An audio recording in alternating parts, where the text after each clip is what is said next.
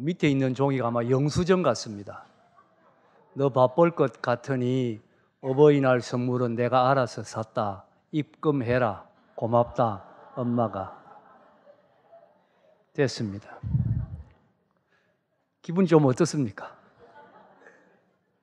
씁쓸하지요. 아마 제 생각에 저건 누가 웃기려고 만들어낸 것이 아닌가 그런 생각이 듭니다.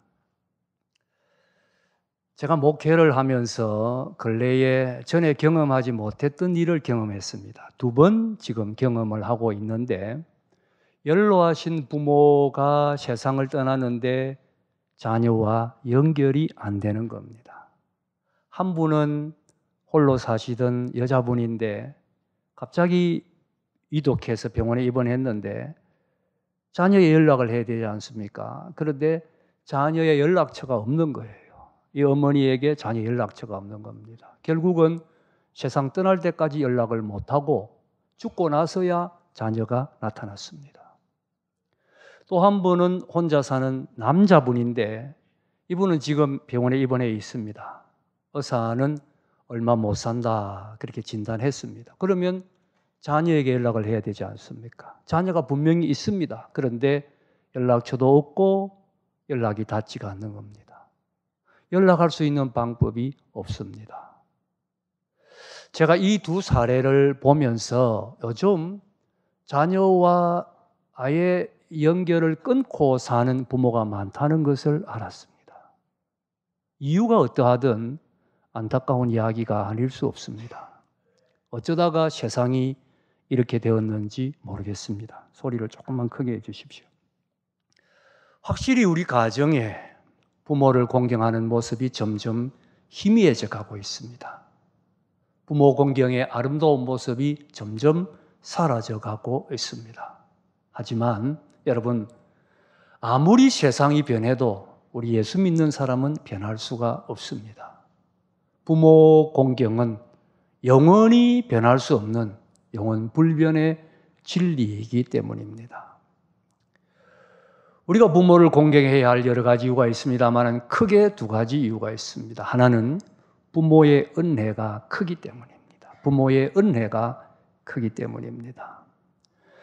사람이 고등동물이라고 하지만 어떤 면에서는 사람은 하등동물입니다. 송아지는, 저는 어릴 때 시골에서 자랐는데 소가 송아지를 낳으면 송아지는 태어나자마자 뛰어다닙니다. 참 신기하지요. 태어나면 조금 움츠렸다가는 벌쩍벌쩍 뜁니다. 사람은 어떻습니까? 제대로 걸으려면 얼마나 정성껏 보살펴 줘야 합니까? 아니, 한 사람이 사람답게 살려면 적어도 30년을 보살펴 줘야 됩니다. 물질적으로, 정신적으로, 육체적으로. 누가 그 일을 감당합니까? 부모지요. 부모가 30년 희생적으로 헌신을 해야 한 사람이 사람답게 삽니다. 사람은 누구나 5살 이전의 일을 기억하지 못합니다. 그런데 부모의 가장 고상하고 귀한 희생과 헌신은 그때 있었습니다. 제 이야기를 해서 죄송합니다만 제가 손자 받지 않습니까? 그러니 제 딸이 손자 기르는 모습을 알고 있지요. 저 딸이 초등학교 교사였는데 휴직을 하고 지금은 아무것도 안 하고 오직 손자 보는 거기에만 매달려 있습니다. 손자가 자면 잘 수 있고 손자가 깨면 잠도 못 잡니다. 하루 종일 그냥 아이만 보살피는 그 일에 헌신하고 있습니다. 여러분, 이게 제 손자만의 이야기입니까? 누구 이야기입니까? 내 이야기입니다. 내 이야기. 내가 어렸을 때 내 부모가 그렇게 보살폈기 때문에 내가 지금 여기 이렇게 살아있는 겁니다. 바로 우리 자신의 이야기입니다. 은혜를 잊어버리는 것은 사람이 아닙니다. 부모의 은혜가 이렇게 큰데 당연히 그 은혜를 보답해서 부모 공경해야 합니다. 그래서 에베소 6장 1절에도 자녀들아 주 안에서 너희 부모에게 순종하라. 그 다음에 이것이 옳으니라. 여기 이것이 옳다는 말은 마땅하다, 당연하다는 겁니다. 부모의 은혜를 생각할 때 부모를 공경하는 것은 지극히 마땅한 일입니다. 부모의 은혜가 크기 때문에 우리는 부모를 공경해야 됩니다. 또 한 가지 우리가 부모를 공경해야 할 이유가 있습니다. 더 중요한 이유가 있습니다. 부모 공경은 하나님의 명령이기 때문입니다. 여러분, 신앙생활이 뭡니까? 하나님의 명령에 순종하는 것이지 않습니까? 하나님 잘 섬기는 게 뭡니까? 하나님의 명령에 잘 순종하는 것이지요. 그런데 부모 공경은 하나님의 명령 중에서도 중요한 명령입니다. 우리가 10계명을 잘 압니다.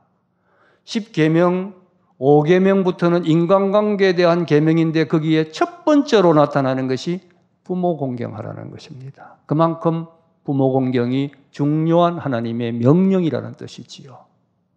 그러니 우리가 부모를 공경하는 것은 단순히 하나의 인간 차원의 이야기가 아닙니다. 하나님의 명령에 순종하느냐 순종하지 않느냐 하는 차원입니다. 부모 공경하지 아니하면 하나님의 명령을 무시하는 것이고 하나님을 무시하는 것입니다. 이건 신앙의 문제입니다. 부모 잘 섬기면 신앙생활 잘하는 것이고 부모 잘 섬기지 못할 때 신앙생활 잘못하는 것입니다. 미국에서 한 아버지가 아내와 내 아들이 있는데 내 자녀를 다 팽개치고 자기 혼자 떠나버렸습니다. 자기 마음대로 자기 뜻을 이루기 위하여 살았습니다. 그러나 완전히 실패했습니다.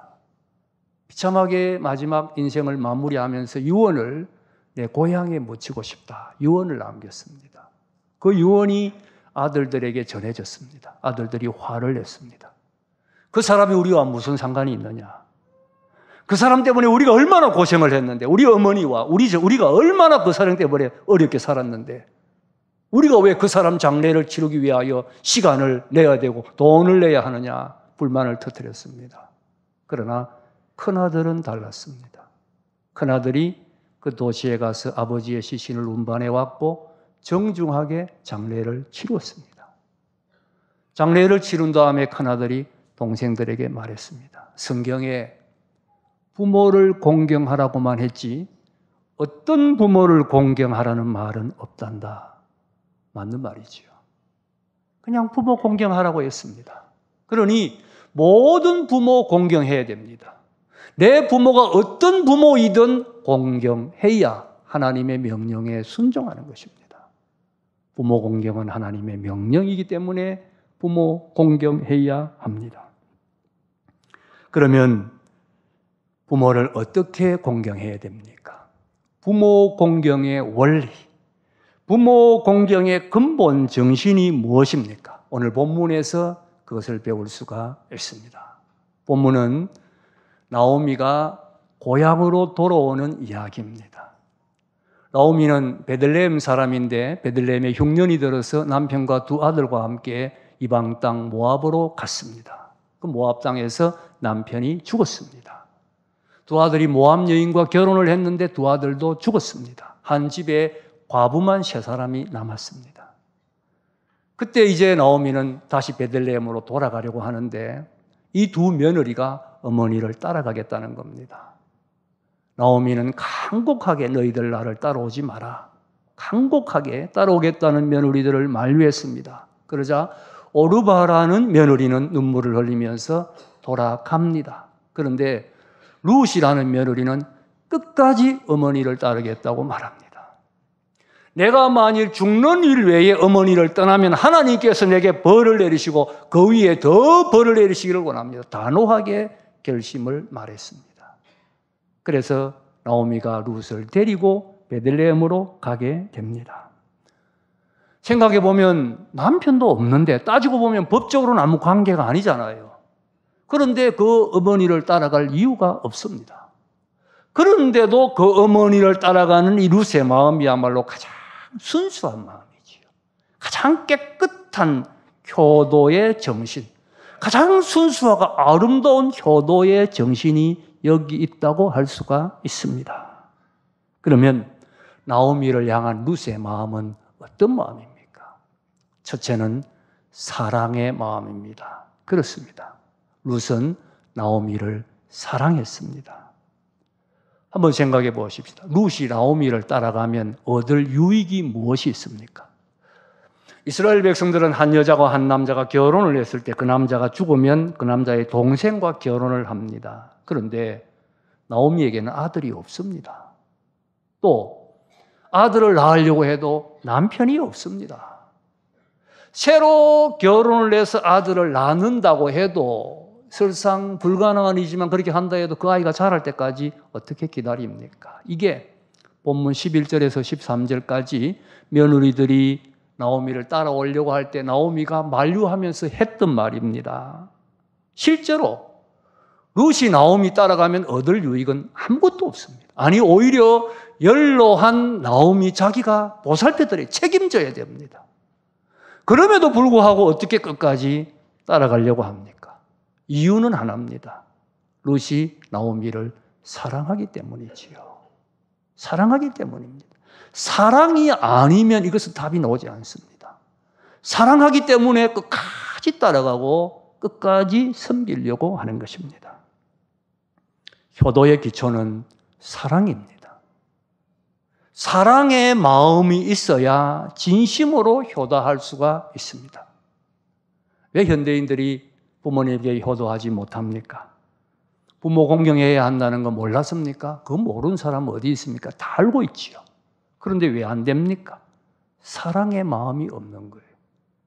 사랑의 마음이 없으니 억지로 하려고 하니까 이게 피곤하고 힘들고 나중에는 귀찮고 성가시게 여겨지는 겁니다. 문제는 사랑의 마음, 사랑의 마음이 있어야 합니다. 그렇다면 다시 생각해 보십시다. 왜 부모를 사랑하지 못합니까? 부모님이 나를 얼마나 사랑하는지 그걸 잊어버렸기 때문이에요. 부모님이 나를 얼마나 사랑하는지 그것을 잊어버렸기 때문에 부모를 사랑하지 않고 있는 겁니다. 여러분, 부모님이 나를 얼마나 사랑하느냐 그것을 알면 부모 사랑하지 않을 수 없습니다. 부모님이 나를 얼마나 사랑하느냐 이것을 먼저 알아야 됩니다. 얼마 전에 5월 7일 날 참 안타까운 사건이 있었습니다. 신문에 다 났습니다. 거제시에서 한 어머니가 9살 난 딸을 데리고 횡단보도를 건너는데 덤프트럭이 신호를 위반하고 달려들었습니다. 그 결정적 순간에 어머니는 딸을 밀쳐내고 자기는 차에 받쳤습니다. 어머니는 그 자리에서 생명을 잃었고 딸은 다리만 다치고 살았지요. 여러분, 한번 상상을 해보세요. 지금 트럭이 달려오는 그 순간, 이건 무슨 이성적으로 뭘 생각하고 판단할 그럴 시간이 아니지요. 그럴 여유가 없습니다. 본능이 본능. 어머니의 본능이 딸은 살리고 자기는 죽는 겁니다. 여러분, 이것이 어머니의 마음이에요. 어머니의 사랑입니다. 어머니의 사랑, 부모님의 사랑을 먼저 알아야 됩니다. 어느 책에서 읽은 이야기인데요. 목사님 한 분이 겨울철에 밤늦게 길을 가는데 자기교회 여집사님 한 분이 길가에 서 있는 겁니다. 아파트에 사시는 분인데 아파트에 나와가지고 밖에서 추운 겨울날 늦은 시간에 벌벌 떨고 서 있는 겁니다. 너무 안쓰러워서 다가가서 물었어요. 집사님, 왜 여기 길에 서 있습니까? 아들을 기다리고 있습니다. 아들이 아직 집에 안 들어왔습니다. 아니, 집사님 아들 기다리려면 집에 들어가서 기다리지 뭐처럼 밖에 나와서 벌벌 떨고 여기서 서서 기다립니까? 집사님이 대답합니다. 목사님, 그게 아닙니다. 제가 젊었을 때 부모님 속을 많이 썩였습니다. 집을 나가기도 했고 늦게 들어올 때도 많았습니다. 내가 늦게 들어오는 날이면 내 어머니가 꼭 밖에 나와서 서서 나를 기다리고 계셨습니다. 그리고 내가 돌아오면 내 손을 붙잡고 왜 이렇게 늦었니 하고 눈물을 흘리셨습니다. 어머님은 지금 세상에 계시지 않습니다. 저는 지금 그 어머니를 생각하고 이 자리에 서 있는 것입니다. 여러분, 늦게 들어오는 아들을 기다리면서 나를 향한 어머니의 사랑을 조금이나마 깨닫게 되더라는 이야기지요. 부모님의 사랑을 깨달아야 됩니다. 부모님의 사랑의 그 깊이를 알면 부모님 사랑하지 않을 수가 없고 부모님을 사랑할 때 거기에 진정한 효도가 있습니다. 부모님을 사랑함으로 진심으로 부모님께 효도하는, 부모를 공경하는 우리 모두가 될 수 있기를 바랍니다. 두 번째로 룻의 마음은 어머니 중심으로 생각하는 마음입니다. 어머니 중심으로 생각하는 마음. 우리 16절, 17절을 한번 읽어보십시다. 이게 룻의 고백이 있습니다. 16절, 17절 시작. 룻이 이르되 내게 어머니를 돌아가라 강건하지 마옵소서. 어머니께서 가시는 곳에 나도 가고 어머니께서 머무시는 곳에서 나도 머물겠나이다. 어머니의 백성이 나의 백성이 되고 어머니의 하나님이 나의 하나님이 되시리니 어머니께서 죽으시는 곳에서 나도 죽어 거기 묻힐 것이라. 만일 내가 죽는 일에 어머니를 떠나면 여호와께서 내게 벌을 내리시고 더 내리시기를 원하나이다 하는지라. 어머니의 백성이 나의 백성이 되고 어머니의 하나님이 나의 하나님이 되리라. 철저하게 어머니 중심이시지요. 민족, 신앙까지도 어머니 중심으로 하겠다는 겁니다. 정말 대단한 이야기가 아닐 수가 없습니다. 이런 마음이 깨끗한, 순수한, 진정한 효도의 마음입니다. 효도하기 위해서는 부모님께 용돈도 드려야 하고 효도 관광도 보내드려야 합니다. 그러나 그보다 더 중요한 것은 부모의 마음을 헤아려서 부모님을 기쁘게 해드려야 됩니다. 부모님 중심으로 내 고장, 내 고집, 내 주장 내세울 것이 아니라 부모님 중심으로 생각을 해야 됩니다. 부모님 중심으로 생각해서 부모님이 원하는 대로 해드리는 것. 그래서 부모님을 기쁘게 해드리는 것. 그것이 최고의 효도입니다. 어떤 사람이 선원이 되겠다. 바다를 사랑해서 선원이 되겠다는 꿈을 꿨습니다. 나는 선원이 되고 선장이 되어서 바다를 항해해야지 꿈을 꿨습니다. 마침내 때가 되어서 이제 집을 떠나 선원이 되겠다고 길을 나서려고 합니다. 짐을 챙겼습니다. 하인을 시켜서. 그리고 집을 떠나려고 하는데 어머니가 우시는 겁니다. 아들이 꿈을 이루기 위해 떠나는데 어머니가 붙잡지는 못하고 눈물만 흘리시는 겁니다. 마음이 아팠습니다. 내 어머니의 눈에 눈물이 흐르게 하고 내 어머니를 울게 하면서 내가 내 꿈을 이루어야 되겠는가? 하인에게 명령했습니다. 짐을 풀어라. 그는 자기의 꿈을 접고 어머니의 뜻에 순종했습니다. 그가 저 유명한 미국의 초대 대통령 조지 워싱턴입니다. 그가 만약에 선원이 되었다면 선장은 될 수가 있을지 몰라도 미국 초대 대통령은 되지 못했겠지요. 어머니를 기쁘시게 하고 어머니의 뜻을 이루기를 원했던 그 사람이 미국의 초대 대통령이 되었습니다. 여러분, 부모님을 기쁘게 해드려야 됩니다. 부모님 중심으로 생각해야 됩니다. 현대인들은 부모님의 마음에 관심이 없어요. 어떻게 하면 부모님이 기쁘게 할까? 그렇게 생각하지 않습니다. 너무 쉽게 부모님의 마음에 상처를 주고 염려를 끼쳐드리고 걱정을 하게 만들고, 아니 어떤 사람들은 아예 부모를 노골적으로 괴롭히는 사람도 있어요. 부모를 노골적으로 힘들게 하는 사람도 있습니다. 여러분, 잘못된 것입니다. 고쳐야 합니다. 부모님의 마음에 염려를 드리면 안 됩니다. 서울의 중앙청 뒤에 효자동이라는 동이 있습니다. 동 이름이 효자동입니다. 이 효자동이 효자동으로 불려진 데는 이런 이야기가 있습니다. 전설 따라 삼천리 같은 이야기입니다만은 어느 가정에 아이가 있었는데 시아버지가, 할아버지가 실수로 아이를 이불 밑에 있는데 그만 아이를 질식해 해서 아이가 죽게 만들었습니다. 시아버지는 그 사실을 모르는 거예요. 며느리가 아이를 발견했습니다. 그 사실을 알고는 아이를 들고 남편에게 뛰어가서 자초지종을 이야기를 했습니다. 그랬더니 이 남편이 화를 내면서 할아버지의 마음을 아프게 한 부효자식이라고 아들 뺨을 탁 때려버렸답니다. 그랬더니 이 아이가 뺨을 먹고는 번쩍 깨어나서 살아났다. 그래서 그 소문이 퍼져서 그 동네 이름이 효자동이 되었다. 전설 따라 삼천리 같은 이야기입니다만은, 그러나 말도 안 되는 이야기지만은 거기에 그만큼 우리 조상들이 부모님에게 염려를 끼치지 않으려고 했다.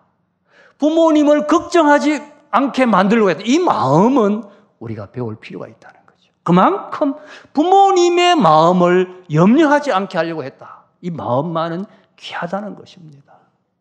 여러분, 부모님 중심으로 생각하고 부모님을 기쁘게 해드려야 됩니다. 부모님의 민족이 나의 민족이 되고 어머니의 하나님이 나의 하나님이 되리이다. 하나님, 부모를 기쁘게 하는 것이, 부모님 중심으로 생각하는 것이 효도라는 것을 잊지 말아야 됩니다. 세 번째, 룻의 마음은 희생의 마음입니다. 희생의 마음. 어머니의 백성이 나의 백성이 되고, 룻은 모압 족속이고 어머니는 이스라엘 족속입니다. 그러면 어머니를 위하여 내 민족을 포기하겠다는 이야기죠. 남편이 살아있다면 이해가 되지만 남편도 죽었는데 이해가 되지 않습니다. 그러나 그렇게 하겠다고 고백을 했습니다. 어머니의 하나님이 나의 하나님이 되고 어머니를 위해 내 종교도 포기하겠다는 겁니다. 어쩌면 룻으로서는 가장 어려운 결단이었는지 모릅니다.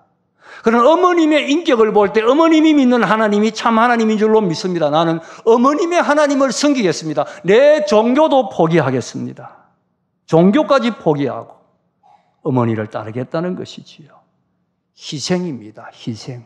여러분, 희생이 효도입니다. 부모 공경하는 것입니다. 아무도 희생하지 아니하려고 하니까 말만 가지고 공경하는 것이 실제 공경이 되지 않는 겁니다.